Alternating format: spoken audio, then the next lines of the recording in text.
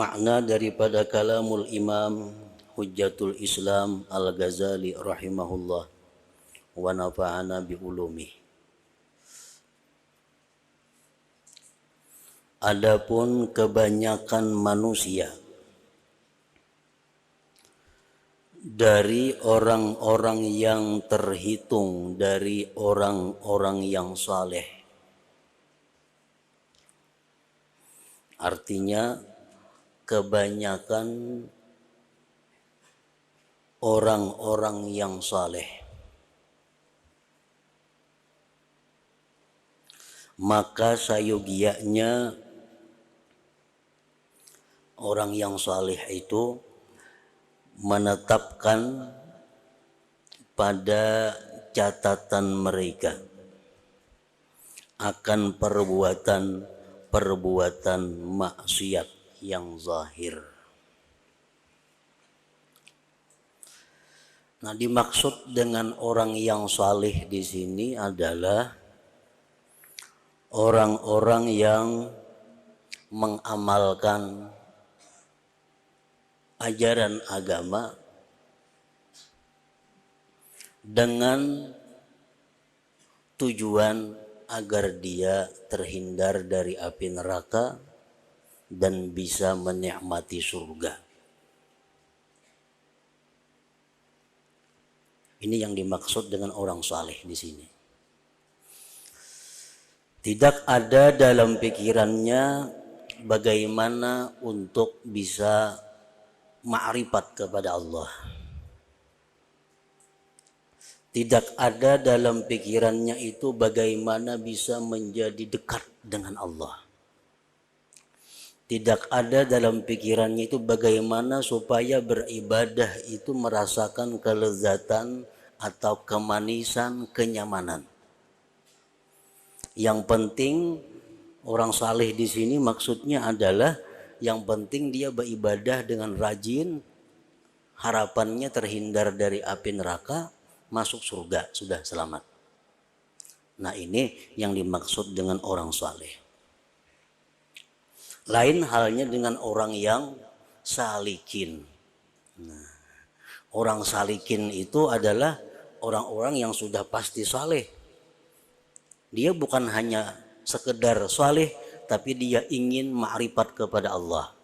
Dia ingin mengenali bagaimana rasanya berdekatan dengan Allah. Dia ingin bahwa di dalam surga itu bukan hanya menikmati surga, tapi bisa memandang zat Allah. Nah, itu ngarannya orang-orang salikin. Itu lebih tinggi lagi kedudukannya daripada orang yang sekedar salihin ini. Nah, kalau orang-orang yang hanya sekedar salihin, orang-orang yang hanya beribadah kepada Allah dengan rajin, menjauhi larangan Allah, dengan harapan bisa masuk surga, selamat dari api neraka. Nah, orang yang seperti ini hendaknya ada punya catatan.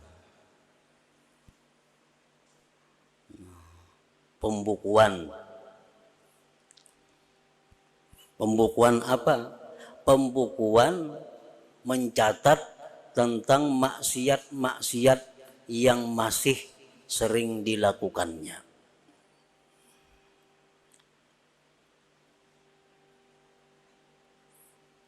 Seperti makan syubhat,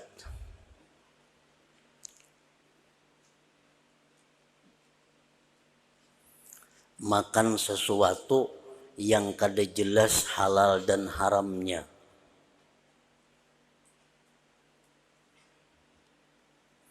Nah, makan syubhat ini bisa digolongkan kepada perbuatan yang maksiat.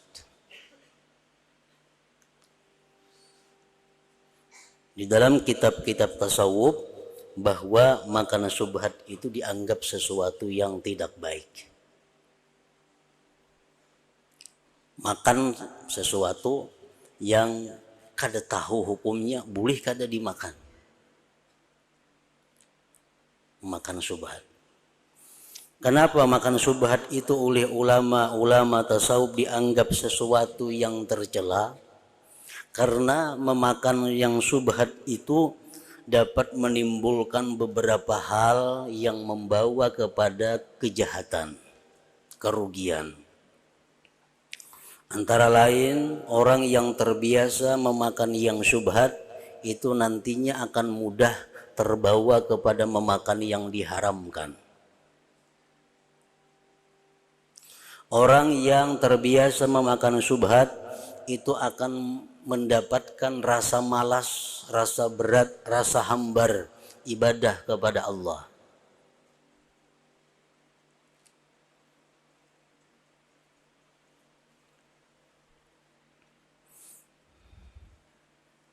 Kalau makan haram itu sudah kada kau beribadah lagi.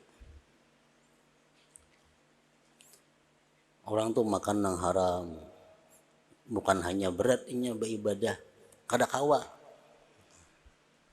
Karena terhalang oleh kekuatan-kekuatan haram yang ada di dalam tubuhnya. Kalau syubhat ini dimakan terus menerus, itu bisa beribadah cuma dengan berat, susah payah, terpaksa. Nah, jadi itu pertama dicatat bahwa oleh orang yang saleh tadi bahwa dia adalah masih memakan makanan yang syubhat. Yang halal itu jelas, yang haram jelas. Antara halal haram tuh ada, nah itu ngarannya syubhat.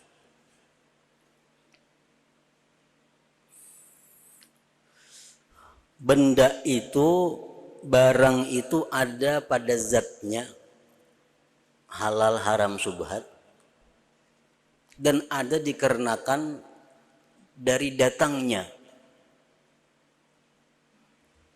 Contohnya, sesuatu yang nyata halal, zatnya, bendanya. Ibarat binatang, kita ambil contoh yang nyata-nyata halal zatnya itu adalah iwak haruan umpamanya, iwak popuyo, itu nyata halal.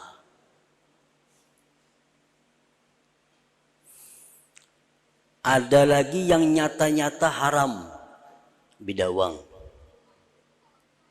itu nyata haram dimakan. Kuduk nyata-nyata haram dimakan. Nah, ada binatang yang kada jelas hukumnya halal atau haram, kayak jerapah. Bolehlah makan jerapah, itu kada jelas hukumnya halal atau haram.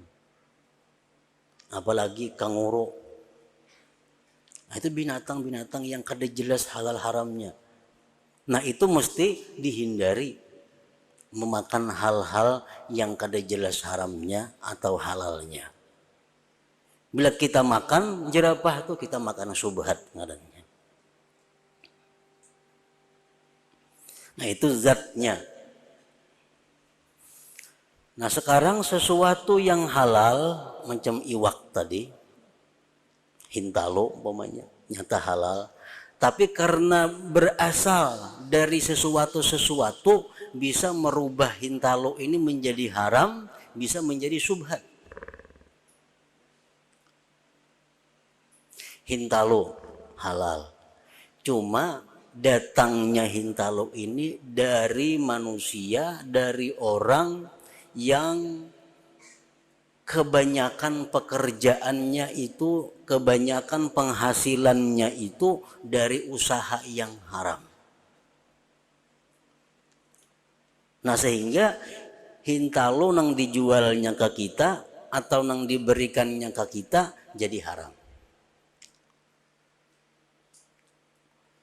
Padahal hintalo itu asalnya halal. Cuma karena datangnya dari orang yang penghasilannya orang itu mayoritas haram, otomatis hintalo jadi haram. Nah, kemudian yang kedua, ini yang nyata-nyata halal seperti iwak hintalo tadi, datangnya dari orang yang hartanya itu sebagiannya ada haram hasil dari yang haram, sebagiannya ada hasil yang halal. Kita kada tahu hintalu dari yang halal atau yang haram didapatnya. Nah ini subhat ngarannya. Ini subhat. Orang tuh usaha yang halal ada 50% usahanya halal, 50% usahanya haram. Atau pemodalnya 10 juta, 5 juta duit haram, 5 juta duit warisan halal. Kalau orang ini berjual hintalo umpamanya. Nah, hintalo yang dijualnya ke kita itu di mana datangnya asalnya? Apakah dari 5 juta nang warisan nang halal atau dari 5 juta nang haram? Kita kada tahu. Nah, ini ngarannya adalah subhat. Ini ngarannya subhat. Padahal hintalonya halal.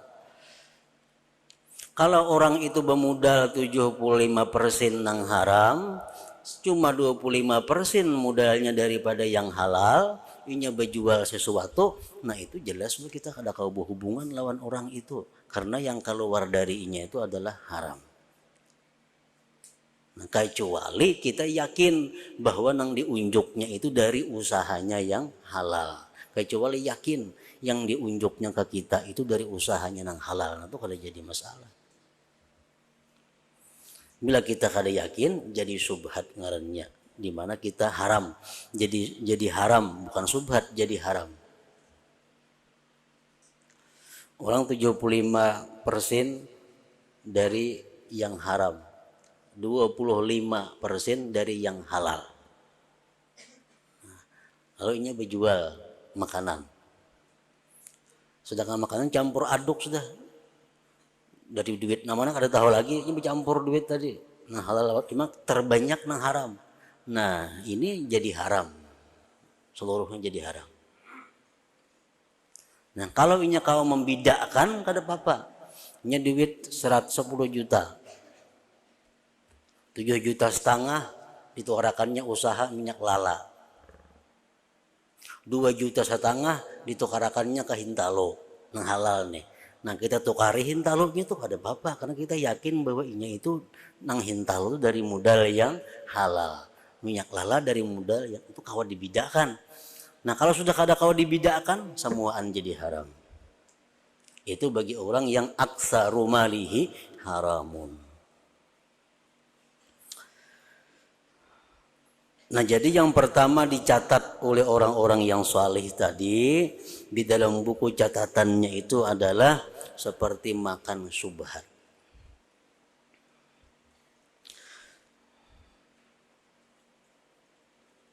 Yang kedua yang dicatatnya adalah melepaskan lisan dengan ghibah. Karena orang-orang yang saleh tadi kada sunyi daripada ghibah, menggunjing orang. Namimah, anjur atar, berdebat, memuji atas diri, berlebihan dalam memusuhi para musuh, berlebihan memusuhinya. Kita boleh aja memusuhi orang yang memusuhi kita, asal jangan labih pun kita. Melabihan kita memusuhi, nah itu nang kada boleh. Berlebihan dalam memusuhi para musuh. Bersahabat dengan para penguasa. Ini di dalam ulama-ulama, dalam keterangan-keterangan ulama sufi, bahwa bersahabat dengan para penguasa itu dianggap sesuatu yang tidak baik. Bahkan dianggap sesuatu kemaksiatan. Bersahabat dengan para penguasa, apalagi penguasanya. Bersahabat dengan para penguasa. Mudahanah dengan para makhluk dalam meninggalkan amar ma'ruf nahi munkar. Mudahanah dengan para makhluk dalam meninggalkan amar ma'ruf nahi munkar. Ini satu dosa. Kita kada wani menagur orang itu padahal jelas orang itu berbuat munkar. Cuma kita kada wani menagur karena selama ini inya banyak berbuat baik membantu kepada kita. Amun ku tagur karena aku bisa kada dibantunya lagi. Nah, itu mudah. Nah, ini perbuatan dosa.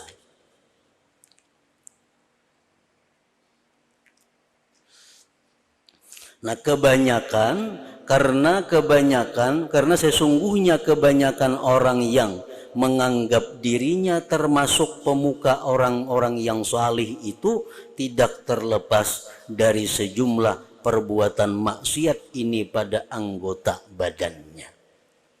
Nah, jadi dicatat tadi itu disuruh makan subhat, gibah, namimah, suka bahwal, suka memuji diri sendiri, berlebihan memusuhi musuh, akrab bersahabat dengan penguasa,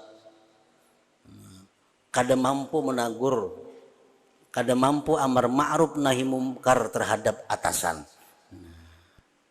Itu dosa. Nah, jadi satu persatu disuruh kita bertafakur, disuruh berpikir kayak apa caranya untuk menghilangkan dosa itu. Selama ini kita makan yang subhat umpamanya. Nah, di situ kita disuruh tafakur, disuruh berpikir kayak apa caranya untuk menghindarkan diri dari makan makanan yang subhat itu. Nah, kalau sudah mampu kita menjaga diri daripada makan yang subhat, itu kita curit, kada perlu lagi ditapakurkan karena sudah. Kalau kita menapakurkan pulang, membuang-buang waktu. Nah, baik kita pindah memikirkan maksiat yang lain kayak apa caranya membuanginya, menghindarinya. Nah, ghibah umpamanya menggunjing orang, ini masih terjadi dalam diriku. Berpikir kayak apa caranya supaya maampihi menggunjing orang ini. Nah, pikirkan kayak apa caranya.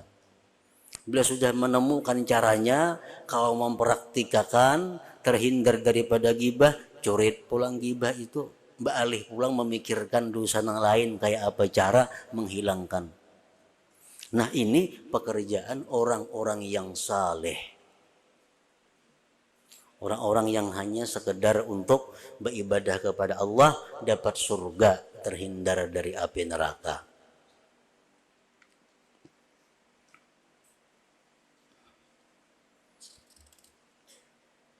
Dan semuaan maksiat-maksiat itu ada caranya agar kita bisa terhindar. Ada obatnya agar kita bisa sembuh daripada maksiat itu. Orang yang gibah kalau mau mengobati dirinya ada obatnya supaya sembuh dari gibah.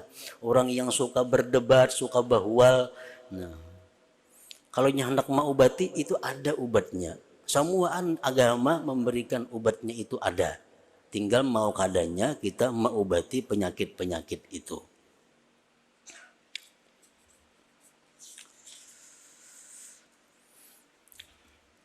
Dan selama ia tidak menyucikan anggota-anggota badan dari dosa-dosa, maka ia tidak mungkin menyibukkan diri dengan memakmurkan hati dan menyucikannya.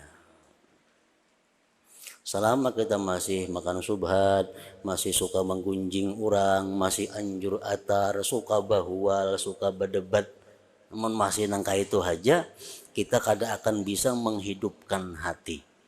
Sedangkan hidupnya hati itu adalah pangkal untuk mendapatkan kelezatan, kenyamanan dalam ibadah.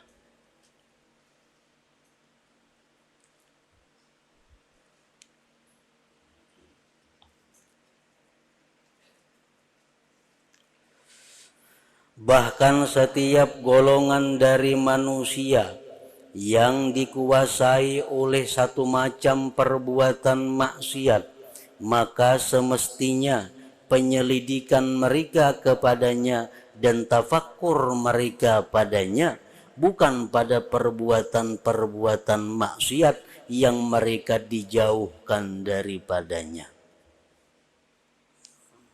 Kalau kita misalnya dihindarkan Allah, dijauhkan Allah daripada riba, kada usah kita memikirkan kayak apa cara menghindari riba itu, karena kita kada dijual riba. Kita dijauhkan oleh Allah daripada perbuatan minum yang memabukkan, dijauhkan Allah daripada perjudian. Nah, kita kada perlu memikirkan tentang bagaimana caranya agar terhindar daripada perjudian dan minum-minuman tadi. Membuang-buang pikiran, membuang-buang tenaga waktu.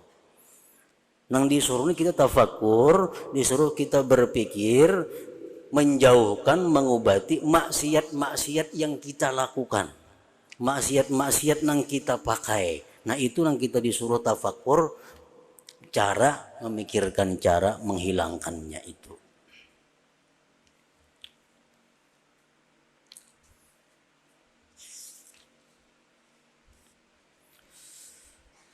Bahkan setiap golongan dari manusia yang dikuasai oleh satu macam perbuatan maksiat, maka semestinya penyelidikan mereka kepadanya dan tafakur mereka padanya. Bukan pada perbuatan-perbuatan maksiat yang mereka dijauhkan daripadanya.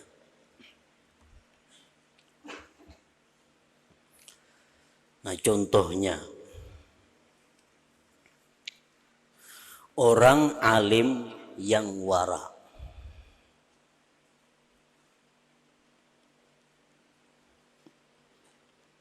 Orang yang berilmu dan yang menjaga diri daripada yang subhat-subhat, apalagi yang haram. Orang alim yang wara. Maka bahwasanya ia tidak terlepas pada kebiasaan perkara dari menzahirkan dirinya dengan ilmu, mencari kemasyhuran dan tersiar namanya, ada kalanya dengan mengajar atau dengan memberi nasihat. Nah, ini penyakitnya orang yang alim yang wara itu. Lain lagi nang orang paragah alim, paragah wara itu kok tidak kisahnya. Ini nang alim bujur, wara bujur. Lain nang pura-pura alim, pura-pura wara itu kan kita masuk di sini. Artinya orang pura-pura alim itu apa? Orang nang putungan kayak alim, kata-kata kayak alim, pakaian kayak tuan guru tuh, tapi kada punya ilmu, itu ngarannya pura-pura alim, paragah alim tuh kada termasuk itu. Atau pura-pura wara, pura-pura menjauhkan diri daripada yang subhat, padahal hakikatnya kada, itu lain kisahnya. Ini nang bujur-bujur alim, bujur-bujur wara, itu pun ada bahayanya. Apa bahayanya itu? Ujar Imam Ghazali mengatakan, kebiasaannya orang yang alim yang wara itu, dia suka termasyhur namanya tentang kewaraannya itu. Baik dalam inya memberi ceramah atau dalam inya memberi nasihat. Jadi orang-orang yang alim yang wara itu kebiasaannya suka mencari kemasyhuran agar dikenal orang inya tuh alim, agar dikenal orang inya tuh wara. Dalam ceramahnya atau dengan memberi nasihat. Nah, barang siapa berbuat demikian, orang alim yang wara tadi, tapi dia ingin orang tahuan pada inya tu wara, dengan kepingin tahuan orang bahwa dia tu alim. Nah, barang siapa berbuat demikian, maka ia menghadapi fitnah yang besar, menghadapi ujian yang besar, yang tidak selamat daripadanya selain orang-orang yang siddiq. Nah, ini orang alim yang wara, apalagi orang yang belajar yang wara. Orang ini penuntut ilmu tapi wara, Nah itu bahayanya adalah kebiasaannya orang itu ingin diketahui bahwa dia wara. Baik melalui ucapan-ucapannya atau tingkah lakunya. Ucapannya contohnya, aku udah hendak makan duit pegawai, umpamanya. Nah, udah hendak makan pemerintah, bantuan pemerintah. Nah, padahal hal itu sebenarnya kada boleh diucapkan di mulut. Nah, karena diucapkan di mulut, maka jadilah dia orang yang ingin dikenal kewaraannya. Nah, itu orang menghadapi fitnah yang besar.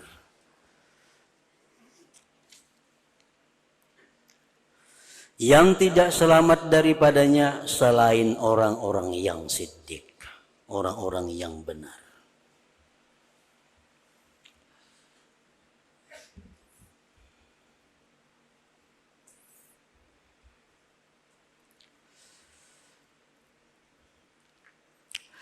Karena sesungguhnya kalau perkataannya seseorang alim wara tadi diterima serta bagus kesannya di dalam hati orang, maka ia tidak terlepas mengagumi diri, sombong, menghiasi diri, dan berpura-pura atau tasannuh dalam bahasa kitabnya. Nah, orang alim yang wara ini yang punya sifat ingin dikenal kewaraannya, ingin dikenal kealimannya.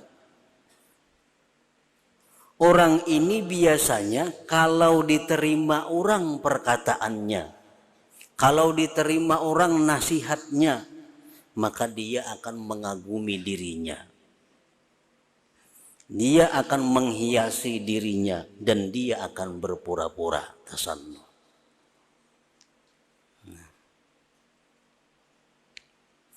Kalau perkataannya ditolak, orang alim wara yang bersifat tadi, nasihatnya ditolak oleh orang, nasihatnya kada dipakai orang, maka ia tidak terlepas dari kemarahan, kesombongan, dan dengki kepada orang yang menolaknya. Jadi orang alim yang wara ini kalau ingin dipuji orang, ingin mengagumi dirinya. Tapi kalau nasihatnya ditolak orang, nasihatnya kada diterima orang, ia marah, benci, dan dengki kepada orang yang menolaknya itu.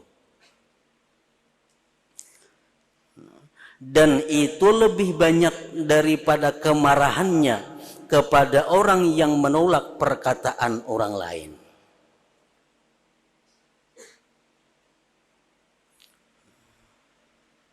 Kita boleh marah kepada orang yang menolak nasihat kita. Boleh marah kepada orang yang menolak nasihat kita. Kita marah itu boleh. Asalkan kemarahan kita ini jangan lebih daripada orang yang menolak nasihat orang lain. Ini pahamannya sedikit ngalih. Si A ini memberi nasihat kepada B. B menolak nasihat, menolak kebenaran. C marah. Marah kepada siapa? Kepada B, karena B ini menolak nasihat si A. Nah, si A memberi nasihat ini kepada si B, kada mau makai si B ini. Si C mesti marah karena B menolak nasihat, menolak kebenaran. C marah. Nah, kemudian si B ini minta nasihat juga lawan C. Ditolaknya juga nasihat si C ini. Nah, C marah juga lawan si B ini pulang. Nah, marahnya si C ini jangan sampai lebih daripada marah yang pertama tadi. Jangan sampai lebih daripada yang pertama. Mantang-mantang seorang memberi nasihat, inya menolak, lalu marahnya lebih daripada marah yang pertama. Nah itu sudah melanggar hukum, melanggar aturan. Sebenarnya kita marah kepada siapapun yang melanggar hukum Allah. Kita marah kepada orang yang menolak nasihat. Siapa kan yang memberi nasihat? Kita kah? Sepulan kah? Si B, si C kah? Siapa kan yang memberi nasihat? Kita mesti marah kepada orang yang menolak nasihat mereka. Kita memberi nasihat, inya kada menerima, kita boleh aja marah. Tapi marahnya jangan lebih daripada marah yang pertama tadi. Nah kebanyakannya orang alim yang wara, yang bersifat tadi, kalau inya menasihati ditolak orang, marah bana inya. Tapi kalau orang lain menasihati ditolak, inya kada seberapa marahnya. Berarti itu inya ada membela kepentingan dirinya. Contoh di rumah kita laki bini umpamanya. Nang mama bini kita menasihati anak, nak kamu sembahyang. Ada sembahyang si anak nih. Nah, kita selaku abah sarik. Wajib sarik tuh kan, karena anak menolak kebenaran. Sarik kita. Kayak apa kadar sariknya? 50% umpamanya. Satu hari pulang kita seorang menyuruh nak ikam sembahyang. Kada sembahyang na anak nih. Sariknya luar biasa kita, lebih pada sarik nang bini menyuruh. Nah berarti sarik kita ini kada bujur ngarannya, ada membela kepentingan diri. Nah itu contohnya. Mestinya kalau anak itu kada sembahyang, nang siapa kan menyuruh kita sarik. Sama sariknya namun kita seorang nang kada diasinya. Itu menunjukkan bahwa kita marah itu marahnya karena Allah, bukan karena diri. Contoh lain lagi supaya lebih jelasnya. Ujar mama, ujar bini kita, nak tukarakan pang bawang. Nah anak kada hakun. Nah, nukarakan. Kita nang laki sarik ya. Anaknya kada mau disuruh nukar bawang. Sarik. Isok hari nak tukarakan pang ruko jar kita. Belum kulir jina anak. Wah sarik benar luar biasa sariknya. Nah berarti sarik kita ini kada bujur. Sarik kita untuk diri kita bukan karena Allah ngarannya. Buktinya apa? Bini kita nyuruh kita kada seberapa sarik. Inya kada mau, sudah kita nyuruh, inya kada mau, sariknya luar biasa. Nah sarik kita bukan karena Allah, tapi karena diri kita sendiri. Nah ini nang kada boleh. Nah si alim A menasihati kepada orang menolak. Alim yang B marah, itu bujur aja. Tapi karena alim yang B ini memberikan nasihat, orang menolak, dia marah. Tapi marahnya jangan lebih daripada marah semalam. Nang kawan itu menasihati. Bila lebih berarti ada kepentingan diri. Bukan karena Allah lagi ngarannya. Nah orang yang alim, yang wara, punya penyakit. Punya penyakit biasanya. Kalau orang lain menasihati kada dipakainya, inya kada marah. Tapi kalau inya menasihati kada dipakai, inya marahnya luar biasa. Nah itu penyakit, itu fitnah yang besar, ujian yang besar bagi orang yang alim. Ini membedakan marah, mana marah karena Allah, mana marah karena bagian diri. Marah karena Allah itu berpahala. Nah marah karena pribadi itu kada baik, bisa berdosa.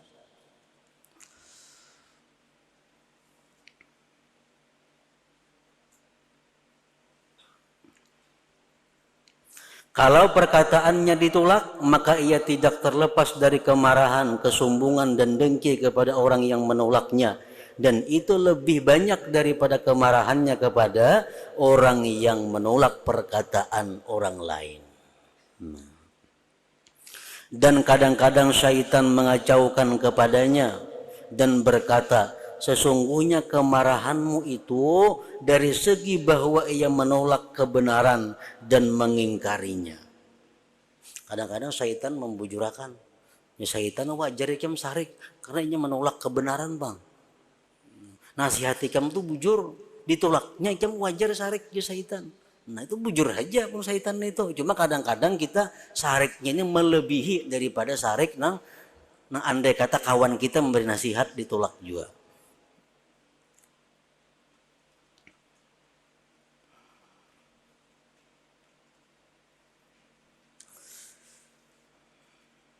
Maka jika ia mendapatkan perbedaan antara perkataannya ditolak kepadanya atau ditolak kepada orang alim yang lain, maka ia adalah tertipu dan menjadi tertawaan syaitan. Sudah kada bujur lagi ini orang. Padahal ini orang alim, orang yang wara atau orang biasa, sama aja. Jadi melihat kemungkaran itu kita mesti marah. Contohnya orang sebelah rumah kehilangan.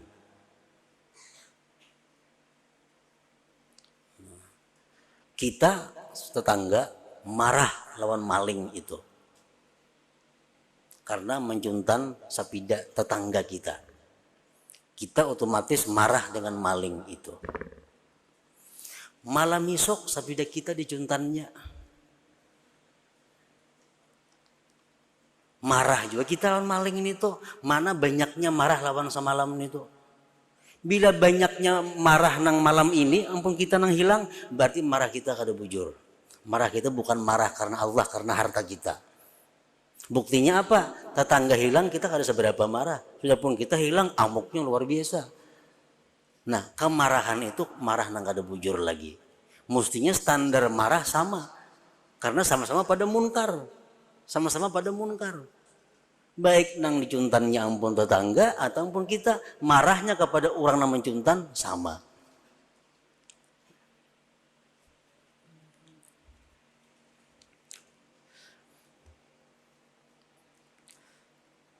Nah kayak itu juga orang yang alim tadi. Kalau si murid ini menolak perkataan guru nang saikung, alim nang saikung marah. Tapi si murid ini menolak perkataan inya sendiri, inya pun marah juga. Tapi marahnya mesti jangan lebih daripada marah yang semalam itu. Bila kada macam itu, si alim itu jadi tertawaan syaitan, jadi ulu-ulunya.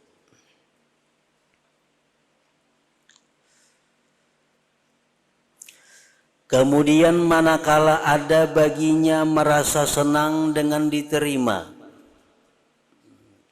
Ia memberikan nasihat. Diterima oleh nang diberi nasihat nih. Inya senang. Merasa gembira dengan pujian. Dan enggan daripada menolak atau berpaling. Maka ia tidak terlepas dari takalluf berberat-berat dan membuat-buat untuk membaguskan kata-kata dan penyampaian karena ingin menarik pujian. Ini orang alim yang wara, yang bersifat seperti tadi. Kalau inya memberikan nasihat atau nasihatnya dipuji orang berkenan menerima ampunnya, ini akan menyusun kata-kata yang baik-baik supaya orang lebih berkesan dengan perkataannya. Nah, dikarang dahulu. Allah kada suka demikian. Dan Allah tidak suka kepada orang-orang yang berberat-berat. Dan syaitan kadang-kadang mengacaukan kepadanya dan berkata, hanya saja keinginanmu kepada membaguskan kata-kata dan membuat-buat padanya agar kebenaran tersebar dan bagus kesannya di hati karena meninggikan agama Allah. Itu syaitan menggoda kita. Ya syaitan kan bagus-bagus mengarang khutbah. Nah, bagus-bagus mengarang khutbah tuh. Mendengar ini banyak orangnya supaya orang katuju lawan agama Allah. Itu godaan syaitan. Kalau betengah malaman mengarang khutbah supaya diterima orang isuk kena khutbah ini bagus kesannya. Nah, padahal bukan karena agama Allah lagi tujuannya agar inya dipuji orang dengan khutbah itu. Nah. Kalau senangnya dengan bagus kata-katanya dan pujian manusia kepadanya itu lebih banyak daripada kesenangannya dengan pujian manusia kepada salah seorang dari teman-teman sebayanya, maka ia tertipu dan hanya saja mereka berputar sekitar mencari kedudukan dan menyangka bahwa yang dicarinya adalah agama. Ini masalah kesenangan. Kita menyampaikan dakwah, menyampaikan nasihat baik kepada bini, baik kepada anak, umum kepada siapapun menyampaikan dakwah. Dakwah kita dipuji orang, kita senang. Kemudian kawan kita pulang berdakwah bagus, kawan kita dipuji orang juga, kita mesti senang juga. Dan senangnya mesti sama lawan senang semalam itu. Bila senangnya, bila kita dipuji kita senang benar. Bila kawan dipuji kita kada seberapa senang, berarti kita sudah kada jujur. Berarti kita sudah kada karena Allah lagi. Apalagi kawan dipuji sarik kita, itu makinnya kada bujur lagi. Ini kurang aja gembiranya sudah salah.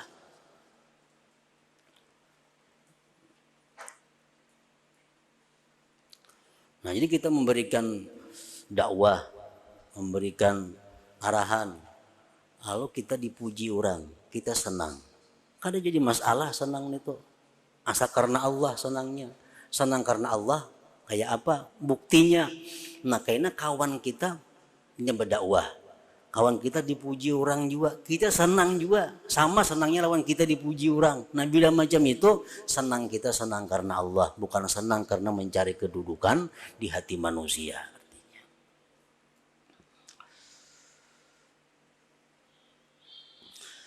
Manakala isi hatinya bercampur dengan sifat-sifat ini, maka tampaklah yang demikian atas zahirnya. Nah, kalau orang sudah macam itu hatinya, maka tampaklah di zahirnya sifat-sifat yang menunjukkan kayak apa hatinya. Nah, jadi marah kalau kita ditolak boleh, asalkan marahnya itu karena Allah. Senang kita dipuji orang boleh, asal senangnya kita karena Allah. Nah, kayak apa senang kayak karena Allah? Iya, nah kayak tadi buktinya. Kayak apa marahnya marah yang karena Allah? Iya, kayak tadi buktinya.